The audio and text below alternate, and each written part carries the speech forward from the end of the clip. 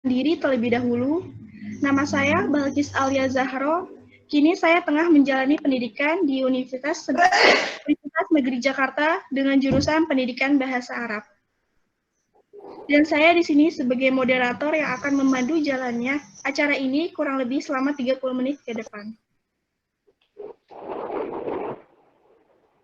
Dan tentunya teman-teman semua pasti sangat penasaran kan, gimana sih tips dan trik menulis karya ilmiah tepat pada sasaran dan berhasil di ajang perlombaan.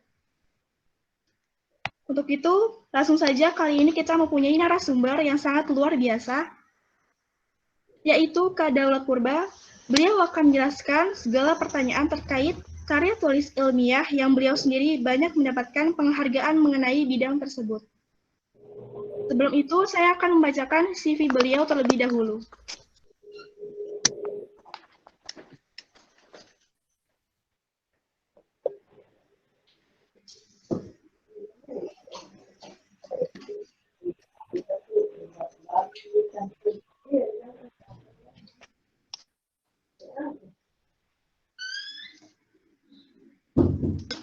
Kurikulum vitae. Nama Daulat Purba. Data pribadi, tempat tanggal lahir, Hutator, 21 Juni 1996. Jenis kelamin laki-laki, agama Kristen, warga negara Indonesia, status belum nikah, alamat Jalan Seser nomor 64, Pancing, Medan. Nomor telepon bisa dicatat 085297093671. Email daulat.ricardopurba@yahoo.com. Facebook Daulat Purba, Line @daulat_tirkado_lazuardi. Pengalaman organisasi. Yang pertama yaitu Sahabat Beasiswa Chapter Medan, yakni organisasi kepemudaan yang berfokus pada upaya pencarian program beasiswa lanjutan kepada pemuda-pemudi yang ingin melanjutkan studi di Indonesia maupun luar negeri. Beliau menjabat sebagai anggota program dan PR 2018 hingga sekarang. Yang kedua ini Hamada Foundation Medan, yakni organisasi relawan pemuda bagian regional Kota Medan yang bergerak dalam pengembangan sumber daya manusia dalam hal kepedulian terhadap kemajuan Kota Medan. Amin. Beliau menjabat sebagai bendahara umum dari 2017 hingga sekarang. Sabar, tutup dulu nanti kita mahasiswa Universitas Negeri Medan. Beliau menjabat sebagai anggota IPTEK dari tahun 2018 hingga sekarang. Selanjutnya, himpunan mahasiswa jurusan fisika dalam bidang IPTEK hingga dari 2018 hingga sekarang. Pendidikan yakni beliau pernah bersekolah di SD Negeri 173376 dari tahun 2003 hingga tahun 2009. Selanjutnya, beliau pernah bersekolah di SMP Negeri 1 Sorkam Barat dari tahun 2009 hingga 2012. Selanjutnya, beliau pernah bersekolah di SMA Negeri 4 Sibolga dari tahun 2012 hingga tahun 2015. Selanjutnya, kini beliau tengah menjalani pendidikan di Universitas Negeri Medan dari tahun 2015 hingga sekarang. Prestasi beliau yakni yang pertama ialah peraih 4 medali emas di ajang International Young Entrepreneurs Award 2018 di Bali. Beliau juga peraih Special Award berupa Social Enterprise Award di ajang International Young Entrepreneurs Award 2018 di Bali. Beliau juga pernah menjuarai, yakni juara 1 Lomba Karya Tulis Ilmiah, mahasiswa tingkat Fakultas Matematika dan Ilmu Pengetahuan Alam, Universitas Negeri Medan tahun 2017. Beliau juga pernah menjuarai, yakni juara 1 Lomba Karya Tulis Ilmiah, mahasiswa tingkat Fakultas Matematika dan Ilmu Pengetahuan Alam, Universitas Negeri Medan tahun 2018. Selanjutnya, beliau juga pernah menjuarai juara 2 Lomba Karya Tulis Ilmiah mahasiswa tingkat Fakultas Matematika dan Ilmu Pengetahuan Alam Universitas Negeri Medan tahun 2018. Baik, banyak sekali penghargaan beliau yang telah dicapai oleh beliau. Selanjutnya, mari kita mempersilahkan Kak Daulat Purba untuk memperkenalkan diri terlebih dahulu dan juga men-sharing tentunya pengalaman dan penjelasan materinya kepada kita semua. Baik, untuk Kak Daulat Purba dipersilahkan. Baik, terima kasih saya ucapkan kepada Balkis. Suara saya sebelumnya kedengaran nggak? Kedengaran, Kak. Kedengaran. Kedengaran. Oke. Baik, Assalamualaikum warahmatullahi wabarakatuh. Selamat malam. Sebelumnya saya mengucapkan terima kasih banyak yang sebesar-besarnya kepada CEO Indonesia yang telah mengundang saya untuk melakukan kegiatan produktif malam hari ini gitu, berupa sharing kepada teman-teman bagaimana cara menulis karya tulis ilmiah yang baik dan benar, ya kalau dibilang supaya bisa tepat sasaran, artinya supaya bisa menang gitu. Nah, sebelumnya perkenalkan nama saya Daulat Ricardo Purba SPD. Saya adalah alumni yang baru wisuda di bulan Agustus kemarin dari Universitas Negeri Medan dan sekarang sedang berlanjut S2 di Universitas Negeri Medan juga, jurusan pendidikan fisika juga gitu. Dan sekarang juga bekerja sebagai branch manager di Innova Chapter Medan. Oke, itu mungkin perkenalan singkat dari saya. Kalau untuk kenal lebih jauh nanti kita bisa chatting. Agak-agak.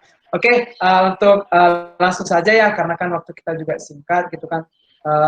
Mungkin boleh Kak Bangkis, materinya udah saya kirim ke WA Kakak. Mungkin boleh di-share nggak? Biar Kakak aja yang share screen. Ya, baik. Bisa nggak? Oke. Sebentar ya, Kak. Oke.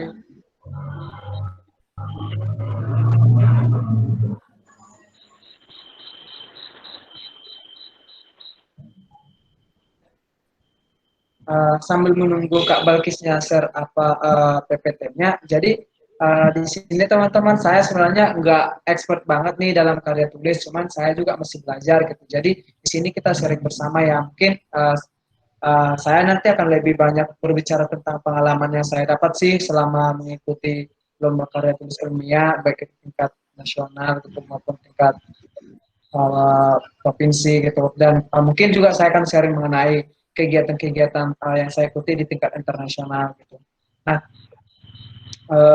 berbicara mengenai karya tulis ilmiah sih, sebenarnya kita sebagai mahasiswa ya dituntut ya harus bisa membuat karya tulis ilmiah gitu kan. Kenapa? Karena memang tugas kita dituntut harus bisa menyelesaikan tugas akhir gitu. Karena ya namanya mahasiswa ataupun dia yang S1, S2, S3 juga supaya syaratnya bisa sarjana ya harus menyelesaikan tugas akhir gitu. Nah, harus juga menyelesaikan tugas karya ilmiah gitu. Tetapi yang mau kita bahas malam hari ini adalah karya ilmiah yang sering kita bahas kalau kita mengikuti kompetisi gitu. Jadi yang kita bahas malam hari ini adalah bukan tesis, disertasi, atau skripsi, atau tugas akhir, bukan, tetapi lebih ke karya tulis ilmiah atau mungkin ke penelitian atau ke riset gitu.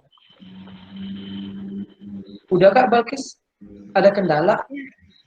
Ini saya coba ke operatornya ya, Kak. Oh iya. Soalnya saya coba share kayaknya nggak bisa deh. Iya, yang megang operatornya. Sebentar ya, Kak. Iya. Oke.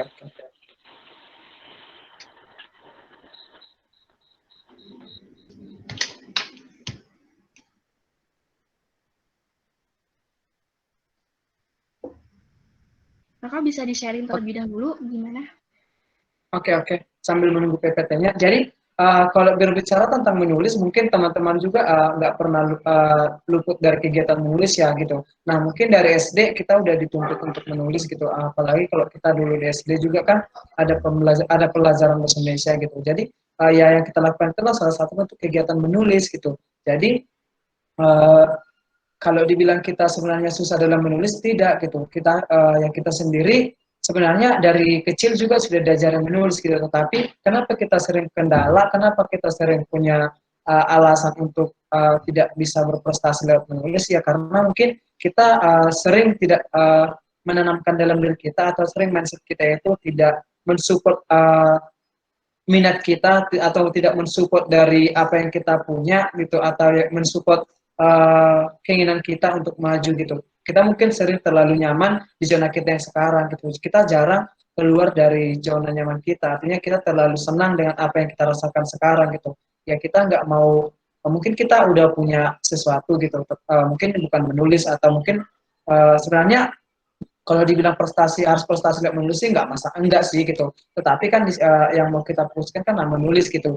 Jadi mungkin teman-teman juga di sini banyak juga adalah mahasiswa-mahasiswa yang berprestasi gitu. Tapi mungkin prestasinya mungkin bukan dalam menulis, tapi bisa mungkin dalam ekstrakurikuler gitu. Jadi sebenarnya kalau kita mau fokus atau kita mau berbicara tentang menulis, hal yang pertama kita lakukan itulah kita juga harus mempunyai jiwa yang sensitif gitu. Nah, ini udah di share. Oke.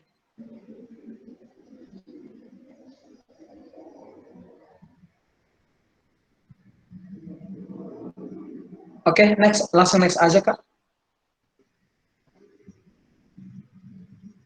Oke, next juga. Nah, di sini ada karya tulis. Jadi, apa sih sebenarnya karya tulis itu? Jadi, apa sebenarnya karya ilmiah itu? Jadi, yang kita tahu, karya ilmiah itu adalah karya tulis yang isinya berusaha untuk memaparkan segala sesuatu yang secara ilmiah kita memberikan solusi atau kita memberikan sebuah masukan atau kita memberikan sebuah ide inovasi untuk menyelesaikan permasalahan atau suatu kejanggalan yang kita lihat. Tetapi di sana ketika kita memberikan sebuah solusi itu harusnya solusi kita itu adalah logis dan sistematis gitu. Artinya ketika orang lain membaca, ketika si orang lain mendengarkan apa yang kita buat, orang itu tahu gimana cara menerapkannya gitu.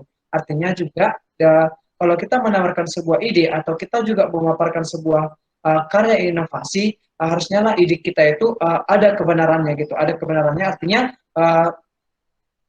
ada fakta-fakta yang mendukung tentang apa yang kita angkat gitu. Misalnya kalau saya kasih contoh, misalnya kita lihat sekarang masalah yang sedang booming itulah COVID-19 gitu. Jadi mungkin kita berbicara masalah gimana sebenarnya penyebarannya bisa cepat terjadi gitu. Nah, ketika kita menuliskan sebuah tulisan tersebut, kita juga nggak bisa hanya menuliskan sebuah opini kita saja gitu. Kita nggak mungkin menuliskan sebuah tulisan kita itu hanya berupa opini kita saja gitu. Tapi kita ketika menuliskannya itu harus didukung dengan fakta-fakta dan harus juga sistematis. Artinya ketika orang lain membaca, ketika orang lain mendengarkan, orang lain tidak malah kebingungan gitu.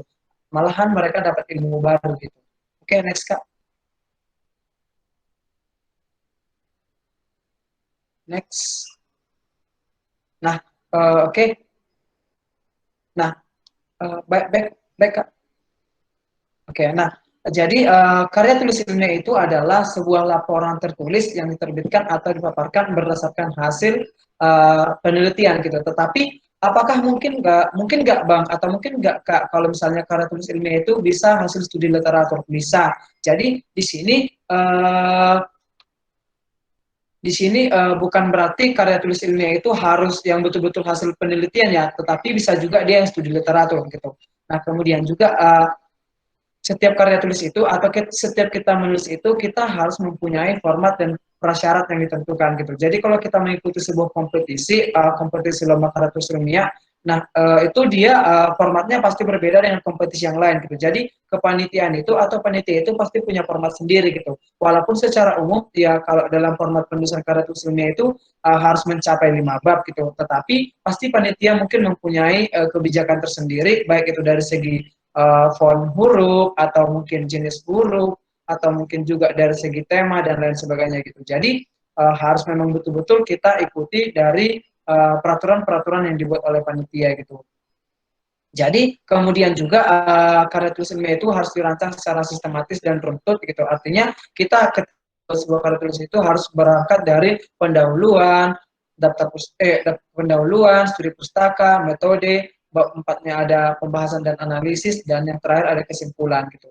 Nah, kemudian salah satu teknik yang mudah itu supaya kita bisa cepat membuat sebuah tulisan itulah kita membuat kerangka. Kalau saya biasanya mengajarkan kepada siswa saya atau kepada teman-teman yang sering saya coaching dalam membuat karya tulis adalah mereka saya suruh membuat modelnya seperti model kanvas. Artinya itu kayak mempermudahkan mereka untuk mengembangkan ide mereka gitu. Jadi di sana nanti mereka saya tuntut untuk mendeskripsikan atau memuat kira-kira hal-hal apa saja yang akan mereka tuliskan atau mereka tuangkan dalam sebuah tulisan mereka gitu. Jadi ide pokok yang akan mereka tuliskan itu saya suruh dulu di list gitu, lalu pertama dari masalahnya dulu saya suruh di list gitu, dari masalah, kemudian solusi yang akan mereka tawarkan gitu. Lalu setelah itu, setelah saya dapat gambarannya atau mereka juga sudah bisa menggambarkan kira-kira apa yang akan dituangkan, lalu saya akan suruh mereka itu untuk mencari kira-kira hal apa saja yang akan mereka butuhkan untuk mendukung tulisan mereka gitu.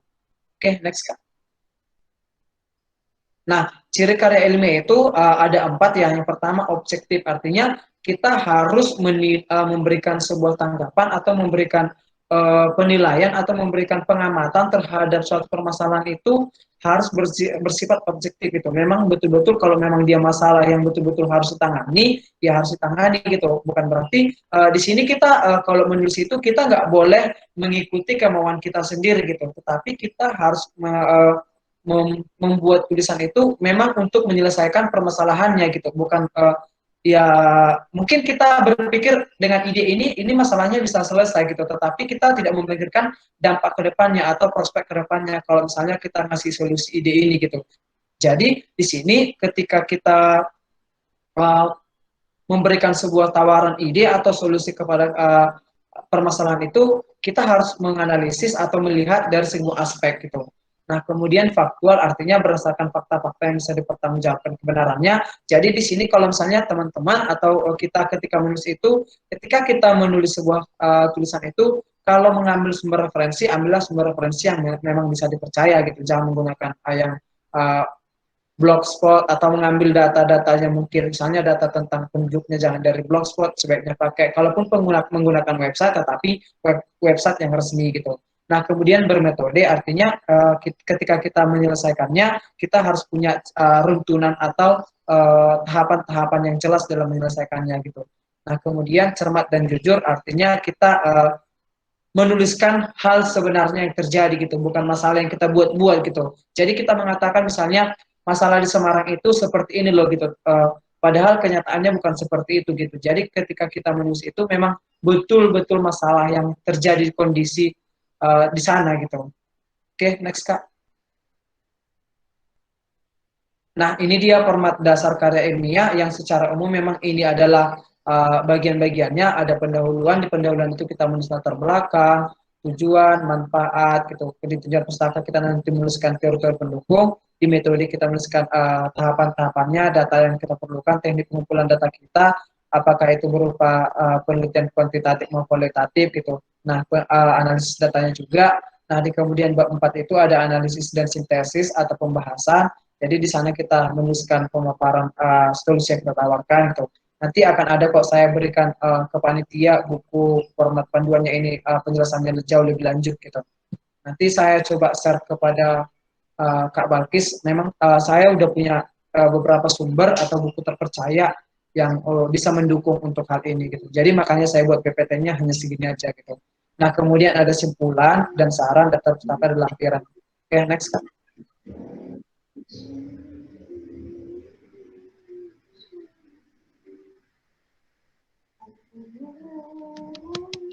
Next Kak.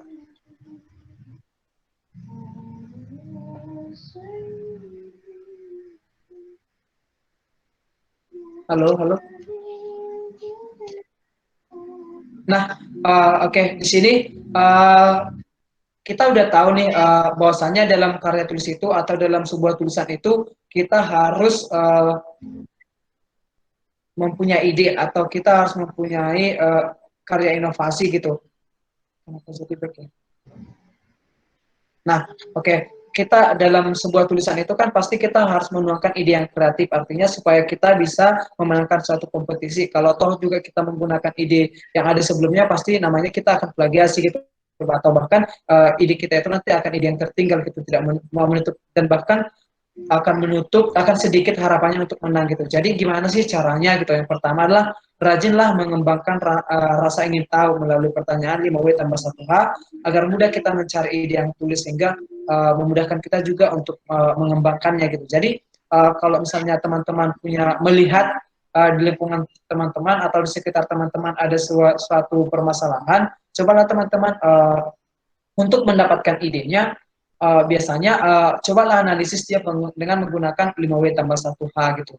Nah, kemudian pemicu idenya ada di mana-mana. Jadi misalnya gini, teman-teman melihat ada sebuah masalah gitu. Tetapi yang teman-teman tahu ide itu masalah itu adalah udah masalah yang umum gitu, dan bahkan udah banyak orang yang menyelesaikannya gitu. Tetapi menurut teman-teman itu masih belum secara komprehensif atau secara apa ya, secara faktanya belum bisa diselesaikan gitu. Jadi teman-teman boleh mengamatinya kembali atau boleh melihatnya kembali, apakah memang betul-betul ide yang mereka tawarkan sebelumnya adalah memang betul-betul bisa mengatasi. Kalaupun teman-teman mau mengembangkannya, boleh teman-teman memakai ide yang sebelumnya gitu. Tetapi ada yang teman-teman tambahkan atau ada yang teman-teman rubah dari ide mereka gitu. Jadi itu tidak dikatakan plagiasi lagi gitu.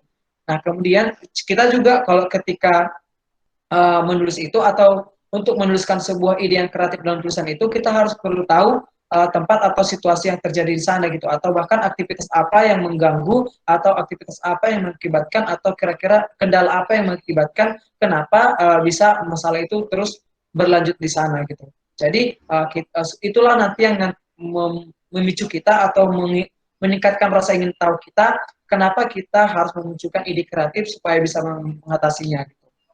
Oke, next Kak.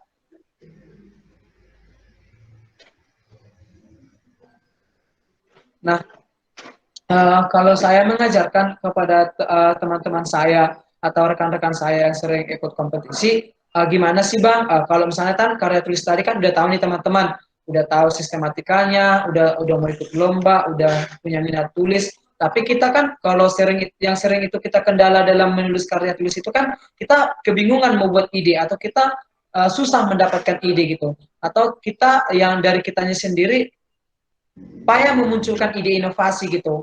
Karena yang paling susah itu adalah memunculkan ide, karena yang paling mahal itu adalah ide gitu. Jadi kalau saya biasanya di sekolah mengajarkan kepada anak-anak saya atau teman-teman, saya menerapkan selalu ada 3 cara gampang untuk mendapatkan ide gitu. Nah, yang pertama finding the problem gitu, temukan masalah gitu.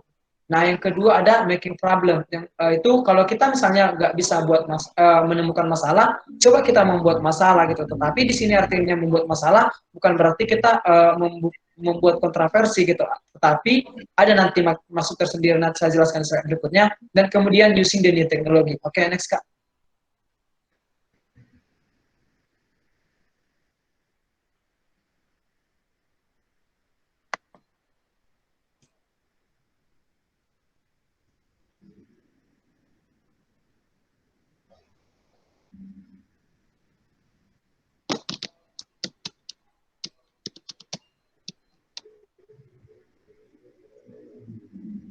Next Kak.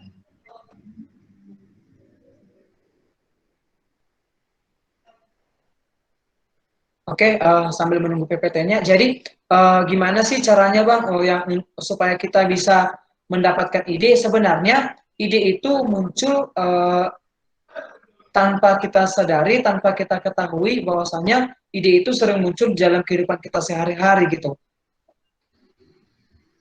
Oke, aku buka PPT bentar ya. Iya. Oke. Kayaknya PPT-nya udah kelewatan. Oh, sebelumnya.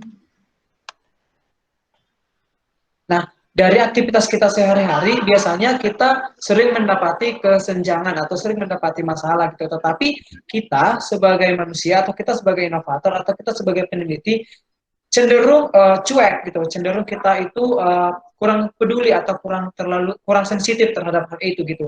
Artinya, ketika kita melihat masalah, ketika kita melihat kesenjangan, kita ya bodoh amat, sering bersikap bodoh amat, akhirnya ya masalah itu jadinya masalah yang cukup serius atau masalah yang bertumpuk-tumpuk jadinya gitu. Jadi untuk itu di sini saya coba menghimbau kepada teman-teman, cobalah untuk dikatakan sebagai orang yang inovatif itu atau orang yang kreatif itu, cobalah untuk bersikap lebih sensitif lagi terhadap lingkungan sekitar kamu gitu. Jadi teman-teman melihat masalah, ketika teman-teman menemukan sebuah permasalahan, coba teman-teman mengamati atau menganalisis kira-kira kenapa sih ini bisa terjadi, lalu bagaimana ini bisa terjadi gitu.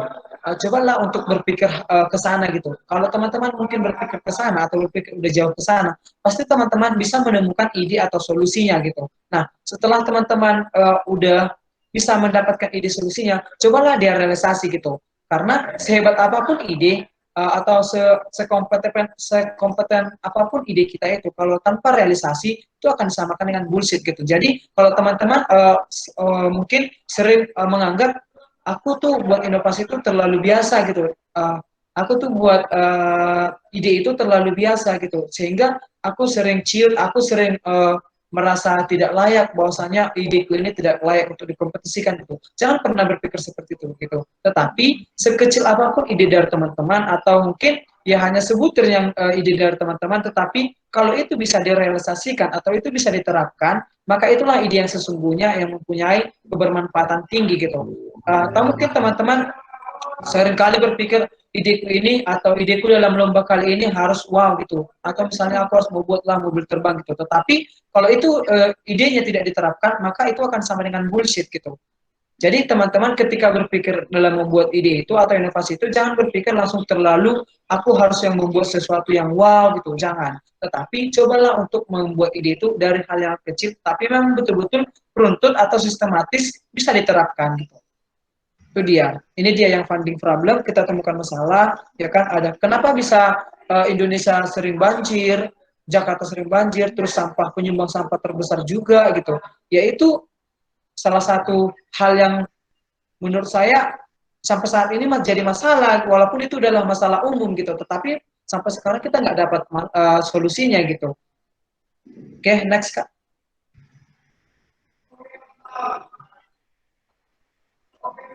Nah, kemudian setelah teman-teman punya ide, lalu pecahkan masalah itu dengan ide sederhana gitu. Misalnya teman-teman melihat banjir itu misalnya seperti ini nih, kita sering melihat botol-botol aqua gitu. Dengan cara sederhananya aja, kita kan kalau misalnya aqua ini kira-kira bisa dimanfaatkan jadi apa ya, atau bisa dibuat jadi apa ya gitu. Nah, kita lihat dari solusi yang ada di sini. Nah, bisa dibuat jadi shower, bisa dibuat jadi sampan gitu. Jadi sebenarnya nggak perlu yang harus awal kali atau harus diolah menjadi sesuatu yang wow gitu. Oke, next Kak.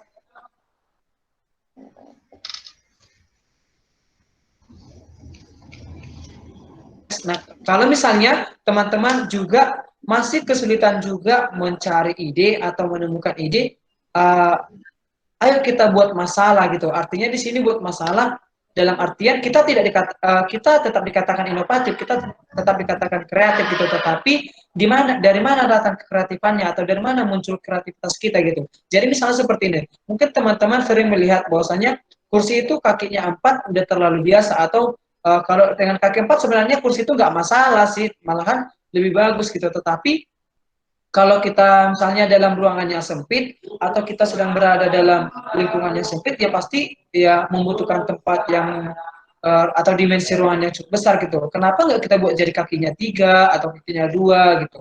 Nah ini dia, di sini juga kita udah memunculkan ide gitu. Di sini juga kita sudah membuat sesuatu yang baru gitu. Nah kemudian shower. Nah kalau di sini mungkin shower yang kita teman-teman sering pakai shower itu kan shower yang nggak, ya kalau mati lampu ya nggak bisa mandi gitu, nggak bisa nampak gitu. Jadi itu shower yang biasa gitu. Gimana kalau kita inovasi, dia showernya jadi shower yang LED gitu. Jadi kalau kita mandi, badan kita itu rasanya ada warna-warninya gitu loh, atau kayak ada penerangannya gitu. Jadi kalau mau mati lampu pun dia kita tetap mandi, tetap bisa mandi gitu, tetap bisa terang gitu. Ya di sana ini adalah bentuk ide-ide kecil yang sering teman-teman tidak ketahui gitu. Nah, oke, next Kak. Oke, ini ada juga saya berikan beberapa contoh. Misalnya gini, ini ada sebuah garpu, ada sebuah pisau gitu. Jadi kalau teman-teman mau makan pizza kan biasanya kalau kita yang Muslim kan pantang tuh makan pakai tangan kiri, ya kan? Jadi kalau kita mau motong pizzanya kan pasti tangan kanan, ya kan, tangan kanan. Jadi terakhir kan kita makan pakai tangan kiri gitu. Jadi gimana sih caranya supaya saya bisa sambil motong sambil makan terus bisa main HP gitu. Jadi kita inovasi garpunya sama pisaunya digabung jadi satu gitu. Jadi kita makan sambil main HP pun bisa, dengan satu tangan pun bisa gitu. Nah, kemudian ini ada kipas. Next, Kak. Ada kipas, ada sumpit gitu. Jadi ada gambar di bawahnya juga orang lagi makan. Kira-kira ini dibuat jadi apa gitu. Kita lihat. Kalau misalnya kalau kita makan makanannya masih panas terus kita tiup itu kan jadinya racun gitu karena kita kan mengeluarkan karbon dioksida gitu. Jadi gimana sih caranya supaya saya ketika saya makan bakso atau makan mie atau saya makan makanan yang pedas saya tidak merasa kepanasan gitu. Jadi kita inovasi jadinya sumpitnya ditaruh di kipasnya sama ditaruh di pinggiran sumpitnya gitu. Jadi ketika kita makan makanan panas pun kita nggak perlu meniup gitu. Jadi yang meniup adalah si kipasnya gitu. Nah itu adalah bentuk-bentuk ide-ide yang inovatif gitu. Tetapi kita nggak pernah berpikir ke sana gitu. Oke, next Kak. Nah, yang ketiga itu adalah using the new technology gitu. Jadi ketika kita membuat sebuah ide inovasi itu atau ketika kita membuat suatu tulisan yang baru itu atau tulisan yang ingin dikompetisikan itu seharusnya memang kita harus mengikuti perkembangan zaman juga gitu. Artinya jangan juga kita membuat tulisan ya bisa dibilang ketinggalan zaman gitu. Tetapi kita harus mengikuti perkembangan teknologi juga gitu. Artinya apa? Supaya orang semakin interest, supaya orang juga atau bagian dari pemerintah juga bisa mensupport dari karya kita gitu. Kenapa saya mengajarkan seperti itu? Karena saya pernah mengikuti kompetisi di Thailand. Kebetulan kemarin kami membuat penelitiannya tentang solar cell gitu. Kami membuat penelitian tentang solar cell. Jadi kita tahu kan bahwasanya memang solar cell mahal gitu. Jadi karena solar cell mahal, jadi kita mencoba mengajukan proposal kepada beberapa instansi ya yang bisa mendukung penelitian kita, ya artinya supaya bisa kita ikut berangkat ke supaya bisa menciptakan inovasi kita itu menjadi sesuatu yang nyata gitu. Jadinya kita mengajukan proposal ke instansi-instansi baik kantor wali kota, kantor DPRD, instansi Pertamina dan lain sebagainya. Ya alhamdulillah puji Tuhan kita dapat support dari sana gitu. Jadinya kita bisa berangkat ke Thailand gitu. Nah, kenapa bisa seperti itu? Kenapa pemerintah bisa mensupport? Artinya di sana kita ketika membuat sebuah tulisan itu harusnya juga yang mau saya tekankan juga cobalah untuk mengikuti tujuan dari PBB atau pembangunan dunia gitu. Karena kan kita tahu ketika kita membuat sebuah tulisan atau ketika kita membuat sebuah karya, kalau kita sesuai dengan tujuan pemerintah atau kita mensupport dari tujuan pemerintah itu, pasti mereka akan lebih interest, pasti mereka juga akan lebih lebih gampang untuk memberikan bantuan kepada kita, baik itu bantuan finansial atau bantuan yang lainnya gitu. Atau mungkin juga mereka bisa memberikan bantuan yang lainnya gitu. Seperti kami waktu berangkat ke Thailand itu kami diberikan dana kurang lebih dari PT Pertamina kurang lebih 17 juta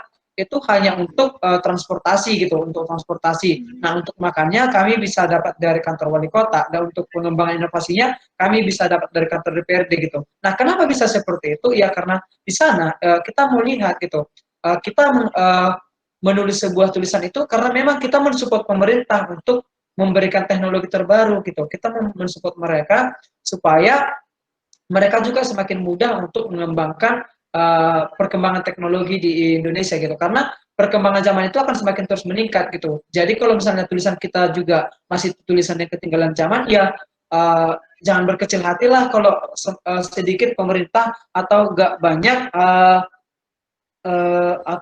banyak orang yang interest terhadap karya kita gitu. Itu sih. Oke, next Kak. Di sini juga aku mau ngasih gambarannya. Nah, di sini ada sepatu power bank yang dibuat. Oke, itu memang udah umum gitu, tetapi itu balahan inovasi dari anak SD ketika kita ikut lomba di Taiwan dulu. Itu dari SD Malaysia, mereka buat inovasi sepatu power bank gitu. Nah, ini dia sepatu power bank yang diciptakan oleh SD dari Malaysia gitu. Jadi, teman-teman juga, nah di sini kan mungkin kita berpikir gini, oh, kok bisa ya sepatu power bank gitu. Jadi itu sepatu power bank kenapa bisa dibuat ya karena kita kan ketika berjalan itu kan mengeluarkan kalor gitu, mengeluarkan kalor. Nah, kita kan bergerak. Nah, energi gerak kan bisa berubah menjadi energi listrik gitu. Nah, di dalamnya dibuat kapasitor. Jadi kapasitor itu yang menyimpan muatan gitu kalau dari fisikanya gitu.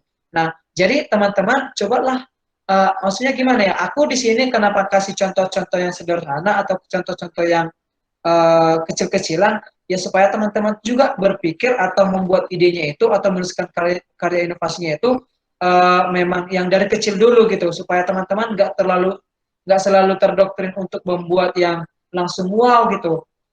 Atau teman-teman juga nggak langsung sering kalah duluan di dalam dirinya gitu. Aku nggak punya ide, aku nggak punya inovasi, aku nggak tahu menulis apa, aku nggak tahu gimana cara menulis yang baik dan benar gitu. Jadi supaya teman-teman juga motivasinya supaya apa ya, terbakar gitu, supaya teman-teman juga ketika menulis itu juga tepat sasaran gitu. Jadi cobalah untuk mulai dari sana gitu. Nah, kemudian ada 3 kata kunci uh, yang perlu kita ketahui atau perlu kita terapkan ketika kita membuat inovasi gitu. Yang pertama kita amati gitu. Nah, kita amati, kita lihat inovasi yang ada sebelumnya.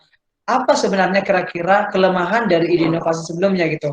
Kenapa tidak bisa secara maksimum menyelesaikan permasalahannya gitu. Kita amati, lalu kita tiru gitu. Kita tiru bukan berarti kita plagiasi gitu. Kita tiru artinya kita membuat sesuatu yang sama, tetapi ada yang kita rubah. Seperti yang saya bilang tadi, ada yang kita rubah mungkin dari segi metode atau mungkin dari segi bahan-bahan gitu. Yang menurut kita itu bisa memang lebih bagus menyelesaikannya gitu. Bukan berarti ya kita buat ide inovasi yang kita tiru dari mereka, kita ganti bahan-bahannya, malahan lebih hancur idenya gitu. Jangan gitu. Tetapi yang memang betul-betul lebih bisa meningkatkan value-nya gitu atau nilai dari idenya gitu. Lalu setelah kita tiru, kita modifikasi gitu. Oke, paham kira-kira sampai situ ya, bisa ya? Oke, next Kak.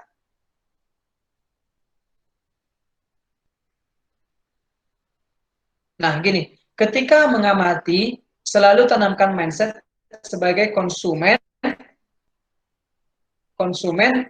coba aja ada alat ini pasti akan lebih mudah gitu. Ketika kita berpikir atau ketika kita menulis ide itu, coba teman-teman berpikir ini pasti nanti akan banyak orang yang membelinya gitu. Misalnya seperti ini, kalau saya sih biasanya supaya gampangnya siswa saya bisa juga lebih menelaah atau lebih gampang menemukan ide, biasanya saya selalu bawa mereka di lingkungan sekitar gitu. Misalnya gini, kalau kita sebagai pendidik atau kita pelajar atau kita mahasiswa mungkin kalau mereka sih yang pelajar sering punya kendala gitu atau sering itu siswa saya di sekolah bilang gini, "Sir, pulpen saya hilang gitu. Sir, air minum saya habis, dihabisi sama ini gitu." Jadi, nah di sana ketika mereka memberikan sebuah permasalahan kepada saya, ketika mereka mengadu kepada saya, di sana saya sebagai guru, misalnya ketika dia mengadu, "Sir, pulpen saya hilang," gitu. Jadi di sana saya coba mengajarkan gitu. Nah, langsung saya kasih gini, kira-kira kan pasti mereka teman-teman itu nggak ada yang ngaku gitu. Jadi saya coba untuk apa ya, membuat mereka berpikir realistis, berpikir ilmiah, dan saya juga mencoba mengajak mereka supaya lebih ini ya,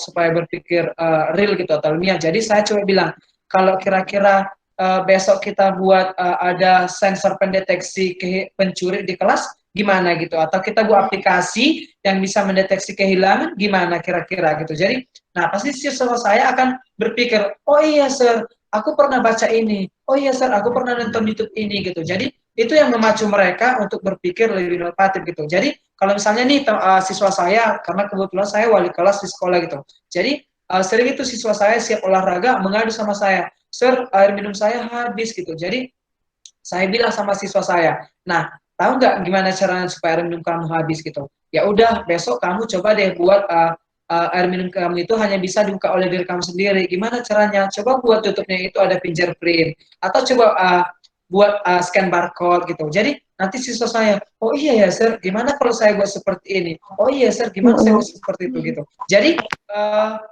kita mengajak mereka itu memang dari apa yang mereka alami gitu, atau kita membuat ide itu dari apa yang kita rasakan gitu. Jadinya pasti kita itu akan lebih kreatif jadinya gitu. Nah, di sini saya punya tips dan trik untuk teman-teman supaya lebih inovatif dan lebih kreatif gitu. Yang pertama, tanamkan 3 cara tadi yang mendapatkan ide, yaitu find the problem, making the problem, or use the new technology gitu. Nah, kedua, berpengetahuan luaslah dan terbuka terhadap hal-hal yang baru gitu. Artinya kita coba lebih terbuka lagi atau lebih peduli lagi terhadap masalah-masalah yang ada gitu. Jangan kalau kita sifatnya mungkin orang yang cuek ya cobalah lebih terbuka gitu. Kalau kita menjadi seorang penulis atau kita menjadi seorang inovator, kalau kita mempunyai sikap cuek ya kita mungkin akan susah untuk terjun ke sana gitu. Nah, kemudian selalu memperhatikan hal-hal kecil dan peka terhadap berbagai isu gitu.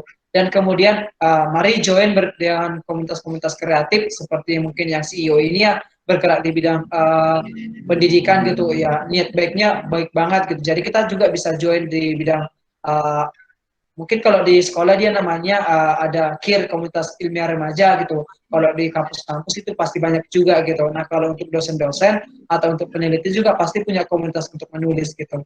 Oke, next Kak. Nah, itu dia tadi ide-ide kreativitas. Ini saya kasih gambaran contoh-contohnya aja. Next Kak. Lalu gimana sih memaksimalkan supaya inovasi kita itu atau kita itu bisa orang yang orang yang kreatif dalam menulis, coba maksimalkan otak kanan gitu, maksimalkan otak kanan kita. Kalau otak kiri kan berpikir gitu, coba seninya kita itu dimunculkan gitu. Oke, next Kak. Nah, di sini juga secara umum saya memberikan gimana sih caranya supaya bisa mendapatkan ide gitu. Di sini saya juga memberikan secara umumnya. Kalau yang tadi menurut versi saya yang saya selalu ajarkan kepada teman-teman yang saya coaching atau siswa yang saya coaching gitu. Kalau yang secara umumnya juga saya berikan ini gitu. Nah, gimana caranya? Ya kita coba lebih banyak membaca dalam artian baca laporan hasil penelitian-penelitian gitu. Nah, kemudian seminar dan diskusi, kemudian juga pertanyaan pemegang otoritas gitu, kemudian browsing di internet, lalu berdasarkan pengalaman dan pengamatan kita gitu. Itu coba diterapkan gitu. Next Kak. Nah, ini dia teknik menciptakan ide baru, ada brainstorming, focus group, dan ada library and internet research gitu. Nah, kalau yang ini teman-teman udah pasti tahu gitu. Next Kak. Nah, ini dia yang perlu kita ketahui. Jadi ketika teman-teman menulis atau ketika teman-teman menulis sebuah karya ilmiah, supaya teman-teman itu bisa memenangkan sebuah kompetisi atau supaya teman-teman itu inovasinya atau tulisannya itu diperhatikan oleh orang banyak, pastinya harus bermanfaat gitu. Itu PPT-nya boleh di next Kak, karena muncul satu-satu. Nah, pasti harus bermanfaat gitu. Kenapa? Kalau kita membuat inovasi atau kita membuat tulisan itu tidak ada manfaatnya hanya kita yang merasakan, ya pasti orang lain juga nggak akan peduli gitu. Pasti orang lain juga tidak akan interest gitu. Tetapi misalnya seperti yang saya bilang tadi, Tupperware gitu, Tupperware pinjar print gitu. Pasti orang lain semua butuh tempat minum gitu. Pasti semua orang butuh yang namanya tempat minum untuk kerja atau untuk sekolah gitu. Jadi kalau teman-teman supaya mempunyai ide itu atau menetapkan sebuah tulisan itu harus dipikirkan dulu jauh lebih ke depannya gimana kebermanfaatannya gitu. Jangan hanya bermanfaat untuk sebelah pihak atau untuk kita hanya untuk artinya di sini kita jangan hanya menutupi kemauan kita gitu, tetapi kita menutupi atau memberikan kemauannya si konsumen gitu. Karena kan mereka yang merasakan bukan hanya kita gitu. Nah, kemudian juga mempunyai kemampuan menarik, artinya menarik ya hal-hal yang unik gitu, jangan hal yang biasa. Kemudian juga spesifik, artinya lebih tajam kemana yang mau diselesaikan atau lebih tajam kemana dia mau diberikan cenderungnya gitu, ataukah bagian kesehatan, teknologi dan industri, atau mungkin alat-alat medis dan lain sebagainya gitulah. Nah, kemudian juga memberikan inovasi gitu. Jangan kita itu ketika menetapkan ide itu atau membuat sebuah tulisan itu jangan kita plagiasi karya orang karena kita tahu itu punya undang-undang gitu. Nah, kemudian mempunyai referensi atau data-data yang bisa kita peroleh gitu. Jangan juga nanti kita supaya ide kita itu beda sama orang lain yang ada, kita buat idenya itu yang wow tapi nggak ada data-data pendukungnya, yaitu juga hal-hal yang perlu dipertimbangkan juga gitu. Jadi ketika kita nulis juga, kita juga pasti butuh referensi gitu. Artinya apa? Kalau tulisan kita mempunyai data-data pendukung yang faktual, pasti itu semakin membuat orang lebih percaya terhadap tulisan kita gitu. Oke, next Kak. Nah, ini dia. Yuk, mari mulai berpikir. Next Kak. Misalnya saya kasih contoh ini. Nanti teman-teman coba membayangkan ya, ini harusnya memang dipraktekkan gitu. Cuman karena kita sebenarnya nggak lama banget, ya udah coba nanti mungkin ditulis-tulis sendiri lah. Masalah pertanian. Nah, kira-kira teman-teman kan melihat di pertanian itu kira-kira apa sih yang menjadi masalah gitu. Misalnya hama tikus. Oke, ini saya kasih salah satu contoh gitu tentang hama tikus. Yang pasti ada lagi yang lain gitu, banyak masalah gitu. Lalu gimana ya menyelesaikannya gitu? Coba kita latihan dari yang sederhana gitu, seperti itu dia.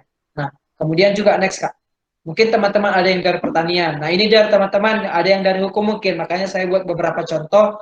Nanti yang teman-teman pertanian boleh mungkin berpikir ya kira-kira gimana ya, atau kira-kira ide apa aja yang sudah ada dalam pertanian ini, apa-apa saja yang sudah ada untuk membasmi hama gitu. Nah, masalah hukum, tentang kesadaran hukum, kira-kira gimana ya cara menanggulanginya gitu. Kenapa hukum di Indonesia itu gini? Kenapa hukum itu seperti ini? Kenapa kok bisa ya hukum itu hanya berlaku untuk orang-orang yang punya jabatan atau apa gitu. Tuh gitu. Oke, next Kak. Nah, ini juga ada saya juga berikan contoh juga. Jadi di sini saya mencoba membuka mindset teman-teman supaya lebih apa ya, lebih terbuka atau lebih kreatif gitu. Karena saya jamin teman-teman pasti udah tahu sih struktur menulis itu yang baik dan benar itu gimana gitu. Jadi yang perlu saya tekankan itulah gimana caranya supaya tulisan kita itu tepat sasaran gitu. Gimana caranya supaya tulisan kita itu bisa bermanfaat, bisa menang kompetisi. Artinya jangan pula kita udah ikut sampai 20 kali tetapi gagal-gagal juga gitu. Pastikan kita mau koreksi itu gitu.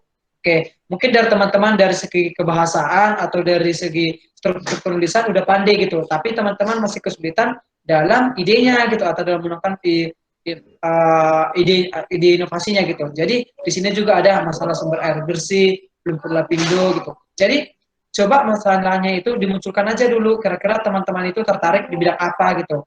Teman-teman itu mau menulis sesuatu itu tertarik di bidangnya atau ranahnya kemana gitu. Oke, next Kak. Nah, di sini juga ada saya beberapa contoh nih. Misalnya, bagaimana dengan potensi Semarang gitu. Jadi kita boleh menulis potensi lokal gitu. Ketika mau lomba itu, misalnya lomba saya di Semarang atau lomba saya di Surabaya, tidak perlu atau misalnya gini, saya nggak mesti menulis tentang Semarang, saya nggak mesti menulis Surabayanya gitu. Tetapi saya mengangkat potensi lokal yang ada di Medan pun bisa gitu. Itu nggak masalah gitu. Tetapi memang betul-betul masalahnya itu sebenarnya punya potensi yang kuat gitu. Jadi itu bisa juga jadi tulisan gitu. Bukan berarti di sini kita ketika menulis itu masalahnya itulah harus masalah umum gitu atau harus masalah yang ada di Indonesia gitu enggak. Jadi kalau misalnya kita mau mengangkat masalah kearifan lokal atau potensi lokal itu boleh gitu. Jadi nggak menutup kemungkinan itu bisa menang gitu. Karena kemarin juga waktu kita lomba di Thailand kita malah membawa tentang kearifan lokal yang ada di Sumatera Utara gitu atau tentang Medan gitu ya menang juga gitu.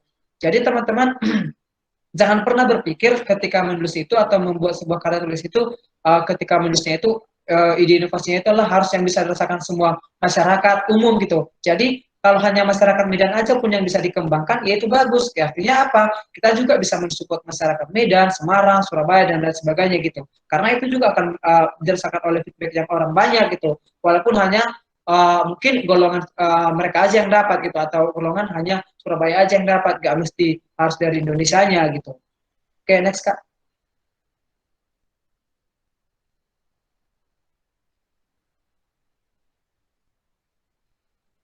Nah, ini juga ada saya berikan beberapa contoh-contoh yang saya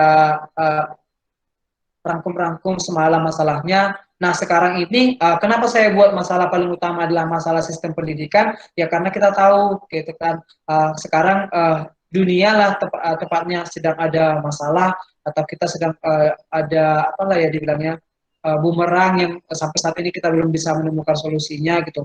Jadi karena masalah itu, masalah COVID-19 ya masalah yang paling apa yang urgent yang perlu kita masalah sekarang kita atasi itulah masalah sistem pendidikan di Indonesia gitu, karena ya pasti kita tahu semua sistem atau stakeholder dari pendidik itu atau yang bergerak dalam bidang pendidikan itu pasti was-was gitu, pasti punya kendala gimana sih caranya supaya pendidikan tetap berjalan, gimana sih caranya supaya anak-anak tetap belajar gitu, padahal kita tahu bahkan belajar tatap muka aja atau luring aja kita masih punya kendala, gimana dengan yang online gitu, pasti itu jadi masalah yang sangat apa ya, yang masalah yang sangat besar yang harus kita selesaikan gitu. Jadi itu dia gitu, kita kalau mau nulis itu coba dari struktur masalah yang paling dirasakan oleh beberapa pihak dulu sekarang gitu, atau masalah yang paling besar dulu sekarang gitu. Oke, next Kak. Mungkin masalah-masalah yang lain nanti boleh dibaca PPT-nya, mungkin bisa besar sama panitia. Nah, di sini juga coba ketika teman-teman itu udah punya masalah, pikirkan apa latar belakangnya gitu. Pikirkan apa latar belakangnya, terus juga data-datanya dimuat, kenapa bisa terjadi seperti itu gitu. Lalu pikirkan juga solusi yang sudah ada sebelumnya. Atau teman-teman kalau mau ikut kompetisi sekarang kan yang online tuh banyak banget, lomba-lomba esai online, LKT online kan banyak gitu. Jadi teman-teman boleh melis ide-ide yang ada sebelumnya, mungkin teman-teman bisa lihat di jurnal atau bisa melihat di internet gitu. Nah, lalu setelah itu pikirkanlah ide solusi dari teman-teman gitu. Nah, ketika teman-teman sudah punya ide, itu coba dituliskan dulu ide-idenya atau solusi-solusi dari teman-teman. Kira-kira nanti teman-teman yang mana lebih ide yang paling ideal atau ide yang paling bagus yang menurut teman-teman bisa berpeluang atau berpotensi untuk mengatasi permasalahan itu, itulah nanti teman-teman yang akan kuatkan atau akan lebih diperdalam lagi gitu. Nah, udah selesai masalah ide, tadi pengantar karya ilmiahnya juga udah. Next Kak. Nah, sekarang alur pemikiran, alur pikir penyusunan karya ilmiahnya ini juga saya buat, saya jelaskan kepada teman-teman. Jadi di latar belakang itu kita menjelaskan apa, mengapa, dan pentingnya tema atau topik itu dipilih gitu. Jadi kita ketika menuliskan di latar belakang itu, yang saya secara pribadi menekankan kepada teman-teman, kalau menulis itu cobalah di latar belakang itu membuat pembaca atau dewan juri itu udah berpikir ini adalah sesuatu yang wow gitu, ini adalah sesuatu ide yang luar biasa gitu. Coba di latar belakangnya itu udah membuat struktur bahasa yang menarik si pembaca atau menarik si dewan juri untuk lebih masuk ke dalamnya gitu. Kalau orang kan sering kan gini maksudnya, coba di latar belakang kita itu masalah kita itu kuat gitu, memang masalah kita itu nggak ngaur, masalah kita itu memang memiliki benang merah antara paragraf 1 sampai 2 dan sampai seterusnya gitu. Coba di latar, karena orang pasti akan membaca di sana dulu gitu, pasti orang akan melihat di sananya dulu gitu. Lalu setelah itu nanti diidentifikasi masalah. Nah, coba teman-teman nanti identifikasi kira-kira masalah apa saja yang akan teman-teman selesaikan gitu. Nah, kalau mungkin teman-teman mengangkat masalahnya terlalu umum, coba dibatasi kira-kira yang kemana saja akan diselesaikan gitu. Lalu setelah itu rumuskan, lalu setelah teman-teman merumuskannya, coba teman-teman merumuskannya dan membuat manfaatnya itu dengan konsisten gitu. Oke, next Kak. Nah, di sini masalah itu adalah suatu kunci keberhasilan tulisan ilmiah. Kenapa? Kalau masalah yang kita angkat sudah umum, kalau masalah yang kita angkat itu sudah biasa atau tidak menarik, itu udah bisa dibilang sedikitlah peluangnya untuk menang gitu, atau sedikitlah peluangnya untuk orang bisa tertarik gitu. Kalau kita misalnya membuat jurnal yang udah ada penelitian sebelumnya juga, atau kita menulis sebuah artikel ilmiah yang sudah ada penelitian sebelumnya juga, pasti orang juga akan sedikit yang membaca gitu. Nah, di sini saya mau tekankan masalah tidak sama dengan judul gitu. Tetapi masalah itu mendeskripsikan tentang judul gitu. Artinya apa? Dari masalah teman-teman bisa mengangkat judul gitu. Oke, bisa ya? Artinya masalah tidak sama dengan judul, tetapi dari masalah teman-teman bisa membuat judul gitu. Nah, jadi di sini inti persoalannya itu adalah tersirat dalam judul tulisan gitu. Jadi teman-teman itu ketika membuat tulisan itu, di judulnya itu dewan juri atau si pembaca udah tahu teman-teman nulis tentang masalah apa, atau teman-teman mengangkat tulisan tentang apa gitu. Nah, perlu saya tekankan juga, coba ketika teman-teman menulis itu, di judulnya itu membuat sebuah judul yang menarik gitu. Artinya bisa berupa singkatan atau mungkin bisa memunculkan kata-kata baru, atau mungkin pokoknya janganlah misalnya mengangkat judul pemanfaatan limbah ini, potensi ini, itu udah terlalu umum gitu. Misalnya coba saya kasih salah satu contoh, misalnya kayak ini namanya mantu idaman gitu. Nah, kalau saya misalnya bilang tulisannya tentang mantu idaman, teman-teman berpikir apa?